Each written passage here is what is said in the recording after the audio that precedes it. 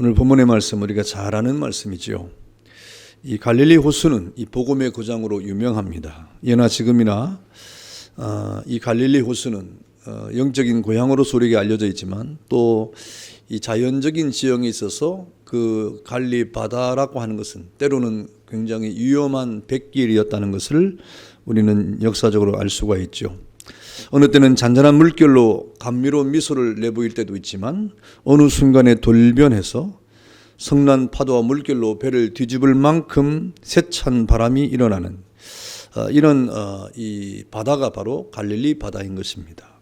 마치 인생의 순경과 역경이 반복되는 것처럼 이렇게 갈릴리 바다는 때로는 잔잔한 파도 속에서 사람들에게 먹을거리를 제공하지만 때로는 생명의 위협을 이렇게 느끼게 할 만큼 거센 풍랑과 파도가 일어나는 것입니다.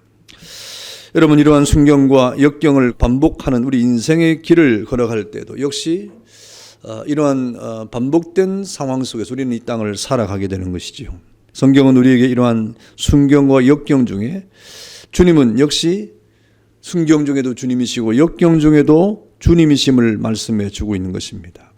반면에 사람은 순경 중에도 역시 인생이고 역경 중에도 역시 인생이 틀림이 없습니다.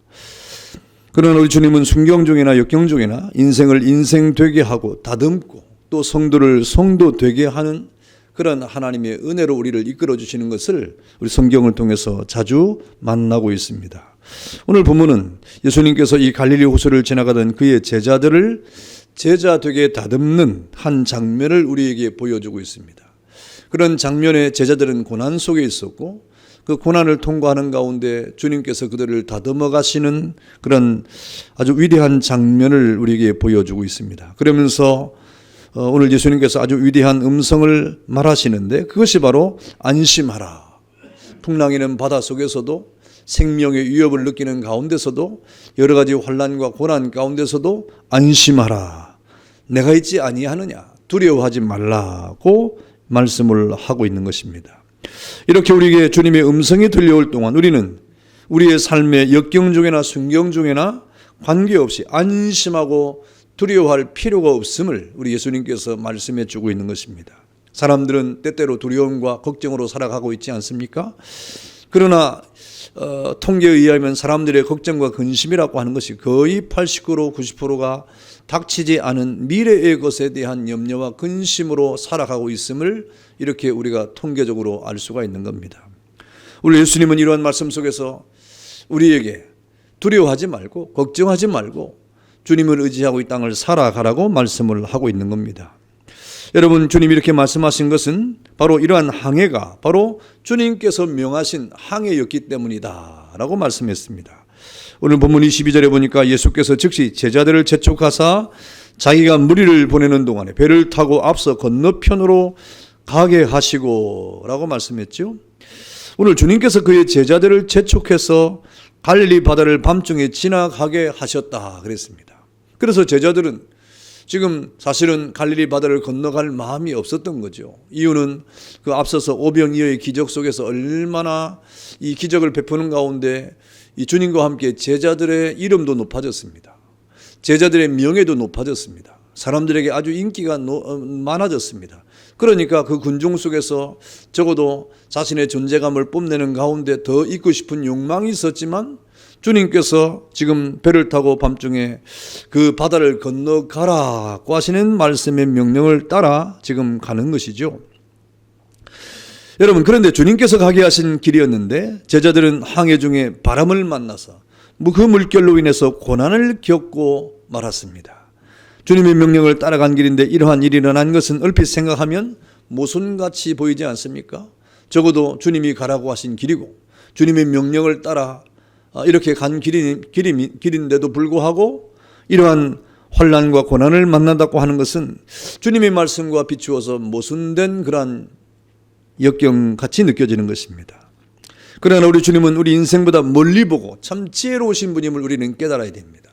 때때로 우리가 이해할 수 없는 주의 말씀을 따라 살아갈 때 그 말씀 앞에서 형통하고 잘되고 또 뭔가 의미가 있고 내용이 있고 뭔가 보람차고 뭔가 인생의 어떤 환희를 느끼면서 살아가는 이러한 일이 펼쳐지면 참 좋겠지만 그럼에도 우리가 때때로 주님의 말씀대로 살려고 하는데 일도 안 풀리고 때로는 고난이 찾아오고 때로는 답답한 일이 생기고 정말 마음대로 안 되는 일이 일어날 때 주님을 믿고 따라가는 것도 별일이 없겠구나라고 하는 이런 인간적 한계의 마음을 가질 수가 있는 겁니다.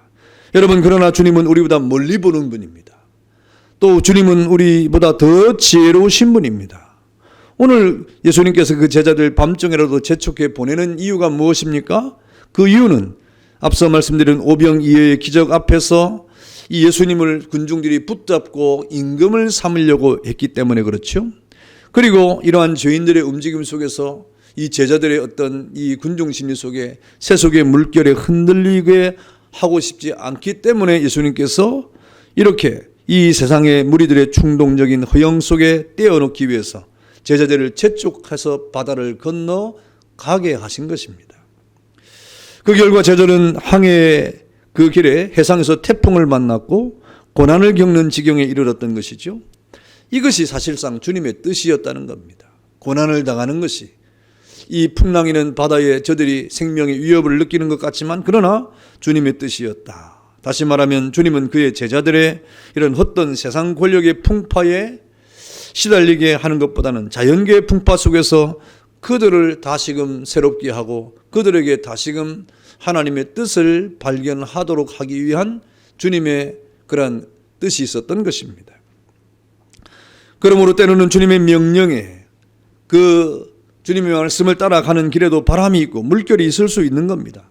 환난이 있을 수가 있고 시험도 찾아올 수가 있고 여러 가지 재앙을 만날 수도 있는 겁니다.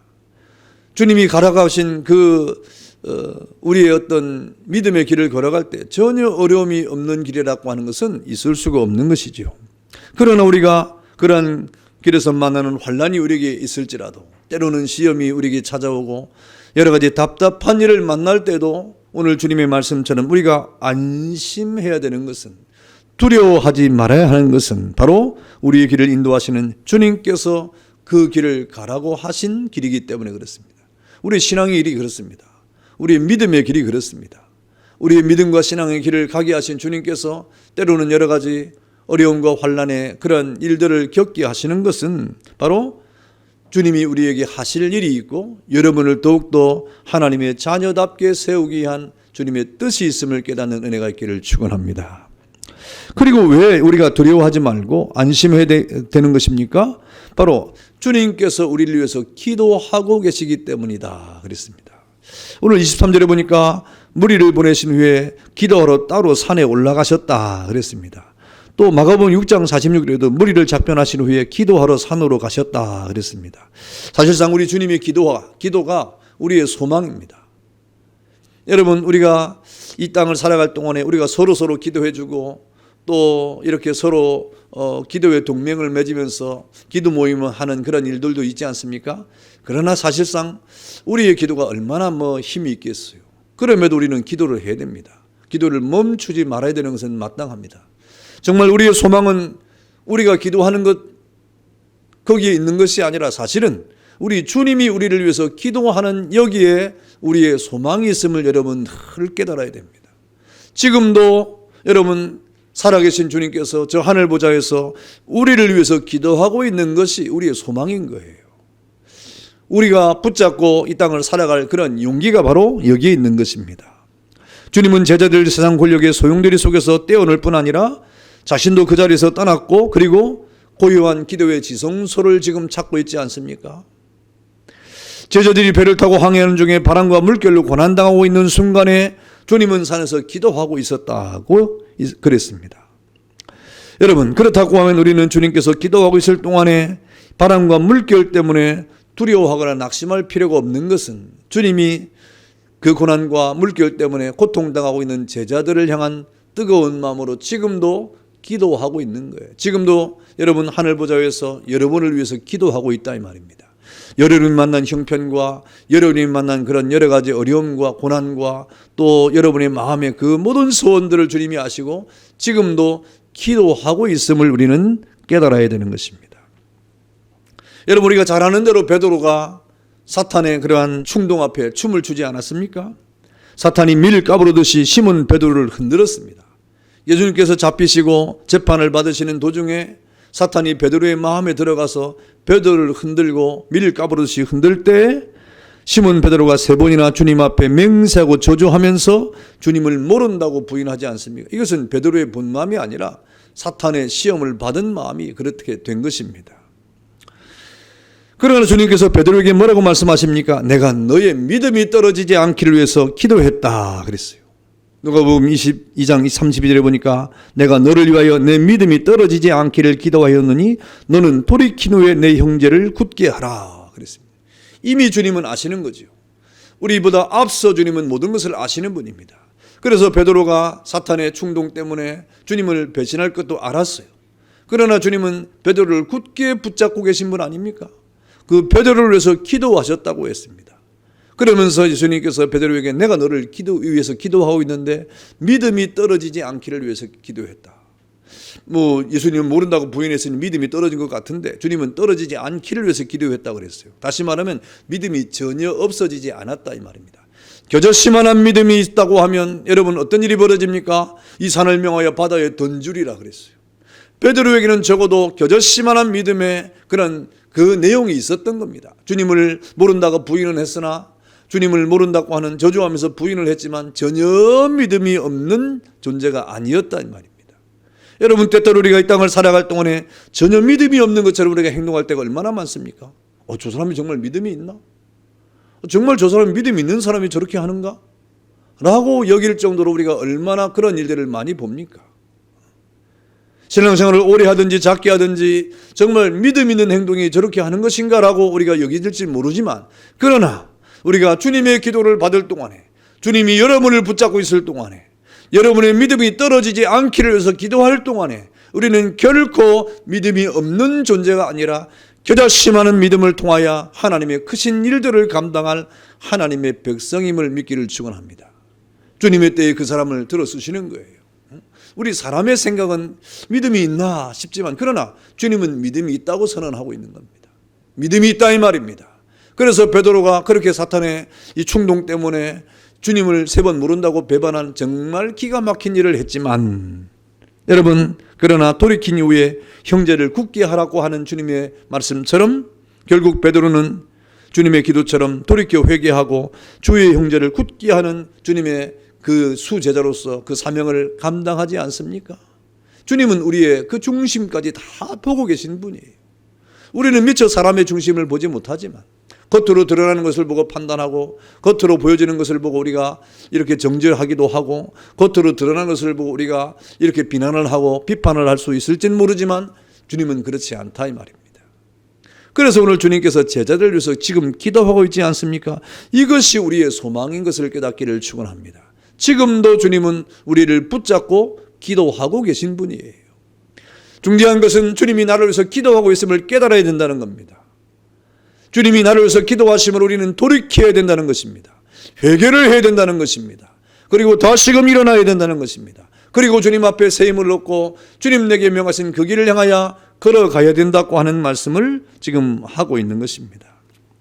그래서 우리 주님이 명하시고 가는 주님이 명한 그 우리의 사명과 직분의 길을 걸어갈 때 때로는 수많은 대역자가 있을 수 있고 때로는 우리의 비난하는 사람도 있을 수 있고 우리를 정죄하는 사람도 있을 수 있습니다.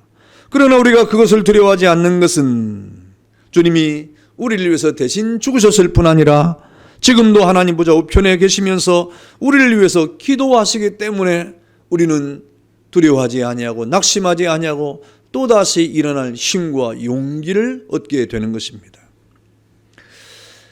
주님의 기도가 있을 동안에 주님의 제자들은 지금 갈릴리 바다의 그 성난 물결 때문에 지금 고통을 당하고 있습니다. 그러나 결코 제자들은 그 물결 때문에 죽거나 낙심할 수 없지 않습니까? 바로 이것이 오늘 우리가 살아가는 하나님의 은혜를 받은 사람들의 삶인 거예요. 결코 낙심할 이유도 없고 결코 두려워서 우리가 침륜에 빠질 이유가 없는 것은 지금도 주님께서 여러분을 붙잡고 기도하고 있다 이 말입니다.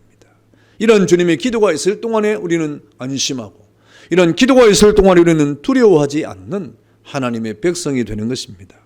왜 우리가 두려워하지 아니하고 안심하는 삶을 살아가는 것입니까?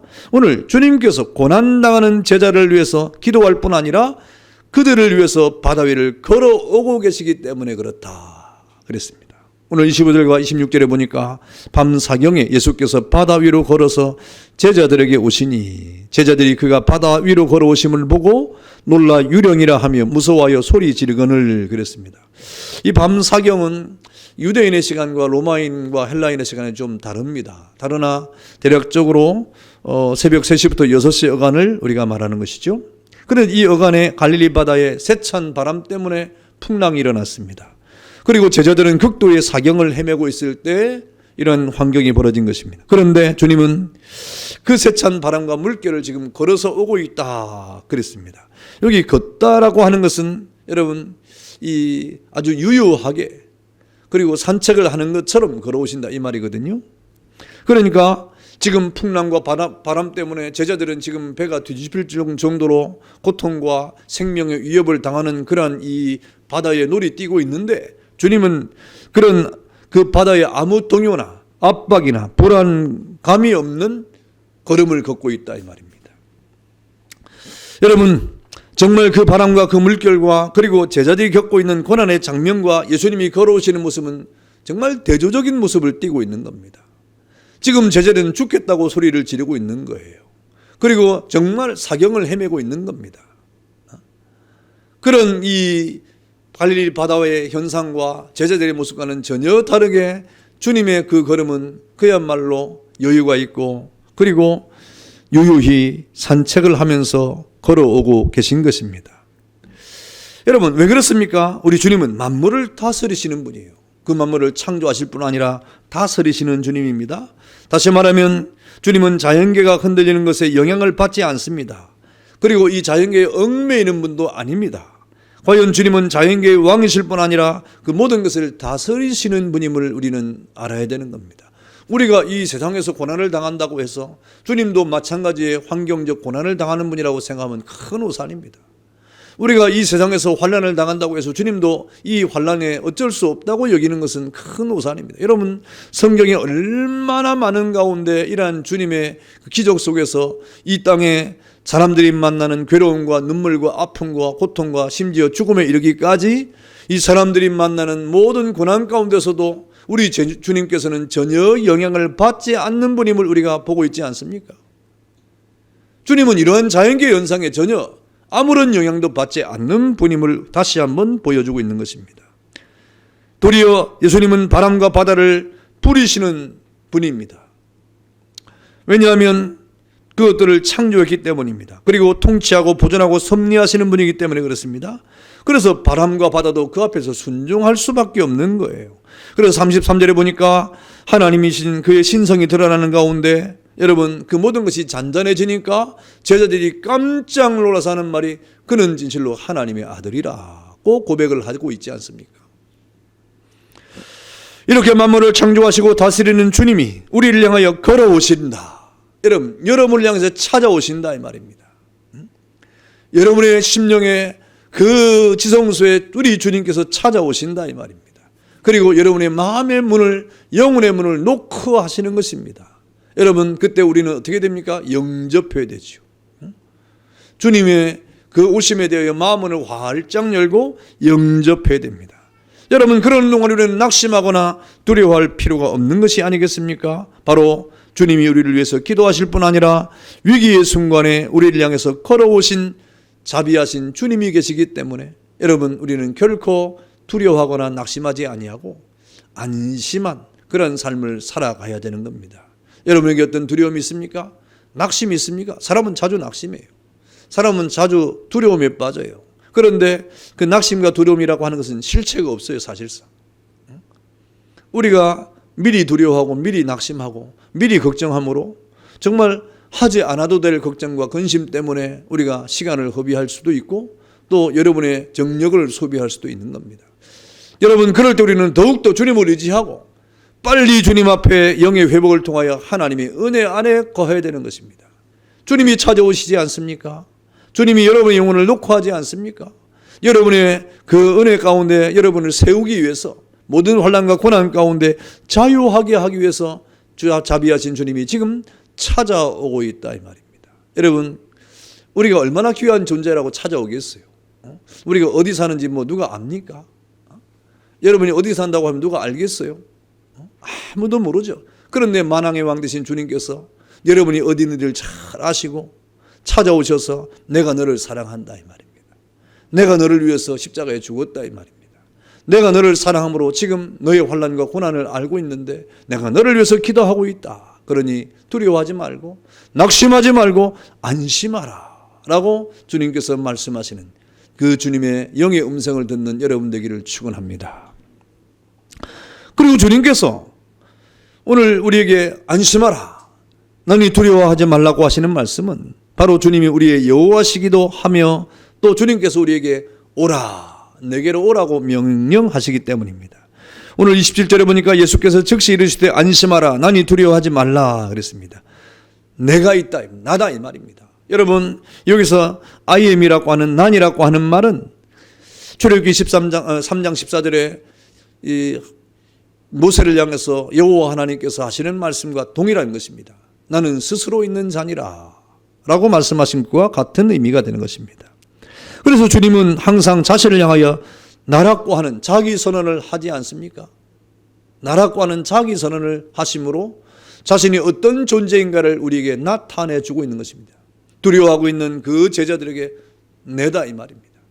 두려워하고 있는 제자들에게 내가 너의 그 모든 것을 주장하고 있는 자비로우신 여호와 하나님이라고 나타내고 있는 것입니다. 여러분 그래서 요한복음 14장 6절에 나는 길이요 진리요 생명이라고 말씀하지 않습니까?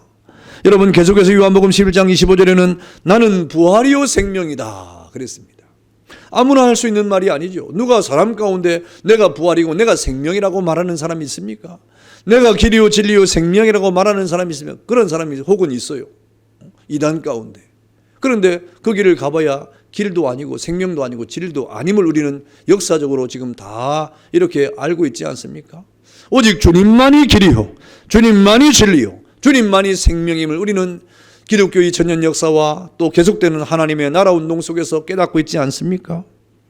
또 요한복음 4장 14절에 보니까 나는 생명의 물이라 이 말입니다. 요한복음 8장 12절에 나는 세상의 빛이라 그랬습니다. 요한복음 10장 9절에는 나는 양의 문이라 그랬습니다.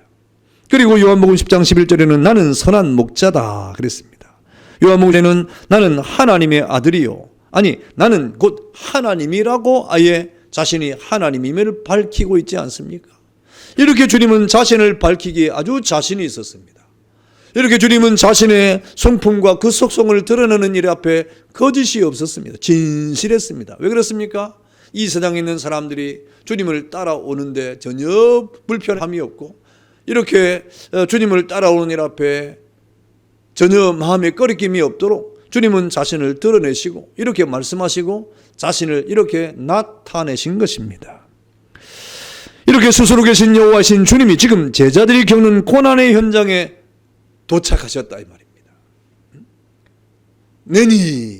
내가 찾아왔다 이 말입니다. 여러분 이러한 주님을 모시는 자는 복이 있는 거예요.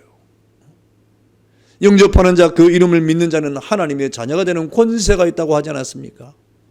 이렇게 주님의 오심에 대해서 영접하는 자는 권세 있는 하나님의 자녀로 이 땅을 살아가게 되어 있는 것입니다.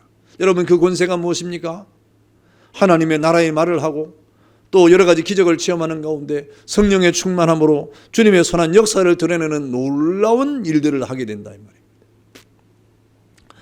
뒤에도 나옵니다마는 이렇게 주님이 찾아오심으로 그를 영접한 사람에게는 특별한 하나님의 은혜가 나타나는 거예요.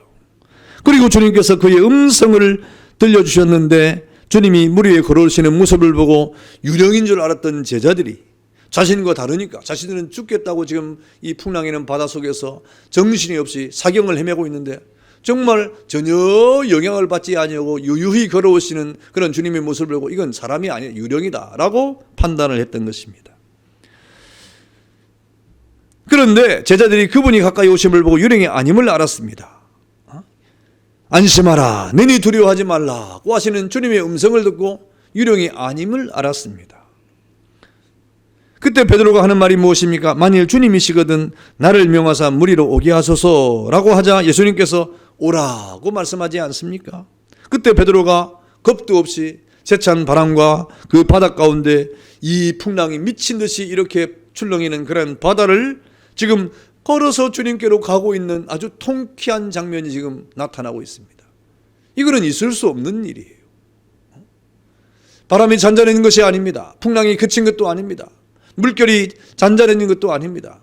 그런데 주님이 오라고 하니까 이 겁도 없는 베드로가 지금 바다를 걸어서 주님께로 가고 있는 거예요. 이게 믿음이라고 하는 겁니다. 이게 신령한 신앙의 세계에서 일어나는 일들입니다. 이것이 주님을 믿고 의지하는 자에게 나타나는 신앙의 세계 속에서의 현상입니다. 여러분, 이런 일들이 어떻게 있을 수가 있습니까? 이런 일들은 세상에서 일어날 수 없는 일입니다. 보편적인 인간사에서 벌어질 수 없는 일입니다. 그 누구도 이것을 시도할 수 없는 일이죠. 아무도 이런 것을 생각하지 않습니다. 물리적인 힘으로서는 할 수 없는, 세상적인 과학적인 그런 계산으로도 이루어질 수 없는 일들이 아닙니까? 그런데 주님이 베드로에게 오라고 하는 명령을 받고 그 명령 앞에 순종한 베드로가 겁도 없이 그 배에서 내려서 바다에 발을 대니까 베드로도 역시 주님과 함께 바다를 걸어가는 놀라운 은혜를 지금 경험하고 있습니다. 여러분, 정말 통쾌한 장면이 아닙니까? 얼마나 놀라운 일입니까? 바람과 물결에 누가기 위해서 주님과 함께 그 제자가 지금 배도 아니고 이 배에 아주 아늑한 촛불을 켜놓고 낭만적인 그런 배에서 만나는 것도 아니고 풍랑이는 이 세파 속에서 지금 이 주님과 그 제자가 지금 만나고 있는, 그러면서도 그 세상의 물결에 전혀 영향을 받지 않고 즐거운 재회를 하고 있는 그런 장면입니다. 주님이 밟은 자연계를 주님의 백성도 함께 받는 신령한 경험을 하고 있는, 이것이 신앙의 세계예요. 세상은 시끄럽고 세상은 왜 이래 그러면서 도대체 이 세상이 왜 이렇게 복잡한가? 도대체 우리의 주변은 왜 이렇게 시끄러운가? 도대체 나와 주변에서 벌어지는 일들이 나에게 조금도 위안을 줄 수 없는 일들이 왜 이렇게 벌어지는가 하는 이런 안타까움의 현실 앞에서도 이 신앙의 세계 안에서는 주님과 함께 그 여러 가지 복잡한 상황 속에서 평강을 누리는 세계가 바로 신앙의 세계임을 믿기를 축원합니다. 그래서 신앙의 세계는 평강이 있는 거예요. 그래서 주님이 늘 찾아오셔서 우리에게 하시는 말씀이 무엇입니까? 샬롬 그러는 거예요. 평안하냐 하고 묻는 겁니다. 여러분은 평안할 도리가 있나요? 제가 이렇게 신방을 하거나 또 이렇게 상담을 하거나 하면 평안할 길이 없어요. 평안하지 못할 일이 얼마나 많은지 몰라요. 평안한 일이 없어가지고 이것 때문에 평안이 안 되면 이걸 또 잘 바꾸면 또 다른 것 때문에 평안이 안 되고 이 세상을 살아갈 동안에 우리를 평화롭게 하지 못하는 일은 수없이 많이 일어나는, 끝까지 일어나는 거죠. 언제 이것이 그쳐질까요? 그쳐지지 않아요. 누가 저한테 묻더라고요. 도대체 이것이 언제 끝나겠습니까? 주님 앞에 가면 끝난다 그랬어요. 다른 방법이 없어요. 주님 앞에 가면 깨끗이 끝납니다. 우리가 이 땅에 있을 동안에 주님을 그리워하면서 우리의 신앙의 삶을 살 동안에는 이것이 끊이지 않는 거예요. 그렇다고 하면 끊임이 없는 이 세상의 풍랑 가운데 여러분은 그 풍랑 속에서 매일매일 주저앉아 울고 있으면서 낙심하고 괴로워하고 슬퍼하고만 있을 것입니까? 그것은 신앙의 세계가 아닙니다. 신앙의 세계는 도리어 그러한 풍랑이는 이 바다 속에서 주님과 함께 즐거운 제회를 하는 가운데 우리가 평화를 누리는 것이 신앙의 세계인 것을 믿기를 축원합니다. 세상이 평안하기 때문에 평안을 느끼는 게 아닙니다. 여러분의 주변이 안심하기 때문에 우리에게 안식을 주기 때문에 안식을 얻는 게 아니에요. 목사님, 그래도 나는 지금까지 내 주변이 평강하기 때문에 평안합니다. 아닙니다. 혹 여러분의 주변이, 여러분의 가정이, 여러분의 자녀들이 형통하고 잘되고 평안하고 걱정할 일이 없다 하더라도 그것 때문에 평안을 얻는 것이 아님을 깨닫기를 축원합니다. 그것이 우리에게 주는 평안이 아니에요. 만약에 그것을 위안 삼고 그런 평화 때문에 여러분이 평안하다고 하면 그 신앙의 세계의 깊이를 모르는 겁니다. 진정한 우리의 평안이 무엇입니까? 주님으로부터 오는 평안입니다. 주님과 만나는 평안이요, 주님과 교제하는 평안이요, 주님과 교통하는 평안입니다. 그래서 오늘 이 주님과 제자가 이렇게 이 자연의 풍랑이는 바다 가운데 전혀 영향을 받지 않는 가운데 지금 즐거운 생명의 신비를 맛보고 생명의 맛을 지금 보고 있는 것 아닙니까? 땅 위의 교회는 이렇게 세상의 풍랑을 발로 밟고 주님과 함께 그 풍랑 중에 평화로운 걸음을 걸을 수 있어야 하는 겁니다. 세상이 뒤집어지거나 세상이 뭐 어떻게 되든가 세상에 어떤 일이 벌어져도 하나님의 교회는 그 가운데 평강을 맛보는 곳이 바로 하나님의 교회인 것입니다. 그렇다면 풍랑이나 풍랑 때문에 받는 괴로움은 고난이 아니라 일종의 신앙 체험의 기회가 아니겠습니까? 정말 그 어떤 풍랑과 바람 때문에 정말 우리가 고통스럽고 괴롭다고 하면 그것이 도리어 주님과의 죄를 통하여 그 극대화된 신앙의 평강을 맛보는 정말 놀라운 은혜가 아니겠습니까? 그럴 때일수록 더 큰 은혜가 우리에게 다가오지 않겠습니까? 이렇게 될 때 신앙에 멋이 생기는 것이고 신앙에 어떤 그 쾌감이 생기는 것이고 그 신앙 안에서의 어떤 그 은혜가 충만하게 되는 것입니다. 이 세계에 무슨 두려움이 그 불안과 낙심이 우리에게 자리를 잡을 수 있겠습니까? 이러한 세계는 낙심이나 불안이 자리를 잡을 수가 없는 것입니다. 이렇게 여호와이신 주님께서 찾아오시고 내게로 오라고 명하시는 주님의 명령이 있을 동안에 우리는 이 땅에서 안심하고 두려워하지 않을 수 있음을 깨닫기를 축원합니다. 그리고 마침내 주님이 어떻게 하십니까? 손을 내밀어 붙잡아 주시는 거예요. 손을 내밀어 붙잡아 주시고 배에 함께 올라 주시고 그리고 결과적으로 모든 바다를 잔잔하게 하셨습니다. 여러분, 불행하게도 베드로의 확신은 단기적이었습니다. 그는 물 위로 걸어서 죽게로 가는 동안에 그만 그의 신앙의 구심점을 잃어버렸어요. 처음에는 호기롭게 주여 하고 주님 앞에 걸어갔는데 그만 이것이 얼마나 지속되면 얼마나 좋겠어요. 그 베드로가 주여 하고 그의 평생에 주님을 의지하고 살았다 이러면 얼마나 좋겠어요. 그런데 성경을 보니까 그런 사람은 없어요.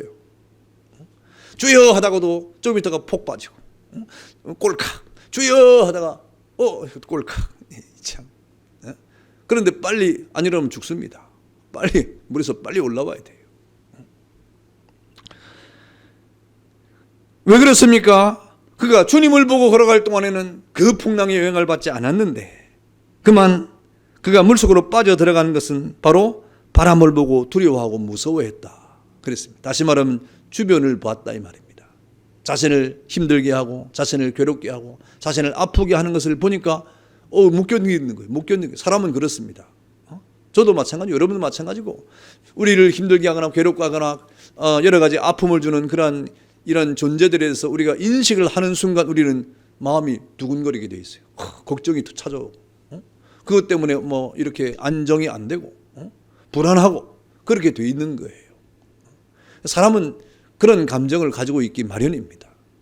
그때 우리가 그 모든 감정을 이기는 것이 어떤 것입니까? 그 모든 감정을 이거는 뭐 있을 수 있는 현상들 아닙니까? 그러니까 이것을 뒤로하고 주님만을 바라보고 주님을 볏대로 삼고 주님을 향하여 나아가면 이 모든 것이 잔잔해지는 스스로 잔잔해지는 겁니다. 그러면 베드로는 이런 이 주님을 바라보는 구심점을 잃어버렸습니다. 그래서 30절에 보니까 주님 앞에 물 위로 걸어서 가는 동안에 바람을 보고 무서워 빠져가는지라 그랬습니다. 여러분, 지금 여러분은 빠지고 있습니까? 주님을 보고 걸어가고 있습니까? 주님을 보고 걸어가고 있다고 하면 참 다행인 거예요. 아니면 여러분 바람 때문에 빠져서 호적거리고 있습니까? 그러면 그 다음에 베드로처럼 기도해야 됩니다. 소리를 지르세요. 30절에 소리를 질렀다 그랬잖아요. 소리를 질러 이르되 주여 나를 구원하소서 그랬어요. 다시 주님을 붙잡으라 이 말입니다. 다시 주님을 바라보라 이 말입니다. 다시 주님만을 의지하라 이 말입니다. 오직 주님만을 바라보는 이러한 우리의 신앙적 호소와 신앙적 우리의 중심을 잡으라 하는 말이죠. 여러분, 그런 것입니다. 우리가 신앙으로 살 때는 사는 거예요. 여러분, 우리가 신앙적으로 살 때는 정말 사는 겁니다. 사는 맛이 나는 거예요. 즐겁거든요. 여러분 그렇지 않습니까? 우리가 신앙적으로 충만하고 신앙적으로 충만한다는 말은 여러분이 막 신앙적으로 뭐 의의가 있고 그래서가 아니라 주님만을 바라볼 때는 주변에서 어떤 일이 벌어져도 잘 몰라요, 사실은. 뭐 일어나는 일들이니까. 그러니까 주님만을 의지하고 막 나갈 때는 신이 납니다. 기쁩니다. 감사가 있습니다. 충만합니다. 뭐든 다 할 수 있을 것 같아요. 그 사는 거예요. 신앙으로 살 때가 좋은 겁니다. 그런데 여러분, 우리가 불신앙의 어떤 자리를 잡을 때, 이건 불신앙이라고 하는 것은 신앙이 전혀 없다는 말이 아니라 우리의 시각이 지금 희미해지고 주변의 것들이 더 우리에게 가까이 다가올 때는 그만 우리는 죽는 겁니다. 괴로운 겁니다. 힘든 겁니다. 그 자체가 힘든 거예요. 여러분, 그러나 베드로는 물에 빠져 죽을 자가 아니지 않습니까? 그에게는 주님의 구원의 기도가 있었습니다. 여러분을 향한 주님의 사랑이 얼마나 지대한데 그저 한번 빠졌다고 여러분은 죽을 자라 되면 얼마나 우리가 하찮은 존재이겠어요. 여러분, 우리가 이 땅에는 존재가 없는 자 같으나 그렇지 않고 저 영원한 하나님의 나라의 영광의 주님이 우리를 향해서 지금 우리의 이름을 부르고 우리를 위해서 기도하시고 우리를 위해서 십자가에 돌아가시고 그리고 우리를 붙잡아 주시는 주님의 그 은혜가 있을 동안에 우리는 망하지 아니하고 우리는 물에 빠질 자가 아님을 여러분 깨닫기를 축원합니다. 여러분 그런 간단한 존재가 아니에요. 여러분은 그저 이 세상에 밀려 돌아다니는 그런 이 쭉저기처럼 바람에 날려 가다가 사라지고 또 멸망받을 존재가 결코 아닌 것입니다. 그래서 주님은 즉시 손을 내밀어 저를 붙잡아 주지 않았습니까? 31절에 보니까 예수께서 즉시 손을 내밀어 그를 붙잡으시며 이르시되 믿음이 적은 자여 왜 의심하였느냐 하고 우리에게 깨달음을 주시는 거예요. 믿음이 없는 자야 하지 않고 믿음이 적은 자야 그랬습니다. 너 믿음이 없다. 우리는 가끔 사람들이 너 믿음이 왜 없느냐 이렇게 말해요. 믿음이 없지 않아요. 믿음이 작아졌을 뿐이지. 믿음이 안 보였어요. 세상 것에 비해서 믿음이 가려져 버린 거죠. 그러나 우리 안에는 믿음이 있는 겁니다. 그 믿음을 극대화시키는 것이 신앙이에요. 그리고 바다는 다시 고요를 유지했습니다. 그 결과 배 안에서 주를 영접한 모든 제자들은 예수님 앞에 엎드려서 절하면서 진실로 하나님의 아들입니다 하고 뜨거운 고백이 일어나고 있지 않습니까? 제자들은 짧은 갈릴리 바다를 지나가면서 멋있는 항해를 했습니다. 육지를 떠날 때는 순경을 만났지만 그러나 항해 도중에 역경을 만났습니다. 그러나 결국 주님과 함께 즐거운 순경의 항해를 지금 끝내고 있지 않습니까? 우리 인생이 그런 겁니다. 우리 인생이 이러한 순경과 역경의 반복을 통하여 이 땅을 살아가지만 마침내 주님과 함께 영원한 하나님의 영적인 즐거운 항해를 마치게 될 것이다. 여러분, 그러는 동안에 우리는 주님을 의지하고 주님을 바라보는 축복이 있어야 됩니다. 성도 여러분, 2020년 광명교회 이 구원의 배가 기적을 울리면서 1년을 지나가고 있지 않습니까? 여러분, 한 해를 우리가 살아갈 동안에 우리 항해 길에도 폭풍과 물결이 충렁이는 그런 한 해가 되고 말았습니다. 아니, 그 어느 때보다도 걷잡을 수 없는 풍랑이는 그런 한 해를 보내고 있지 않았습니까? 그러나 주님 우리에게 두려워하지 말라고 말합니다. 안심하라고 말씀하고 있습니다. 이것이 주님이 우리에게 주시는 소망의 사인이에요. 한 해를 돌아볼 동안에 우리의 모든 한 해의 항해도 주님이 없으면 우리가 정말 곤란했겠다. 주님이 없이는 정말 살아갈 수 없었겠다. 여러분, 올해뿐이겠습니까? 내년도 더 한 거예요. 모든 한 해 한 해의 항해가 마찬가지입니다. 여러분, 12월 달도 마찬가지입니다. 하루를 살아갈 때도 마찬가지입니다.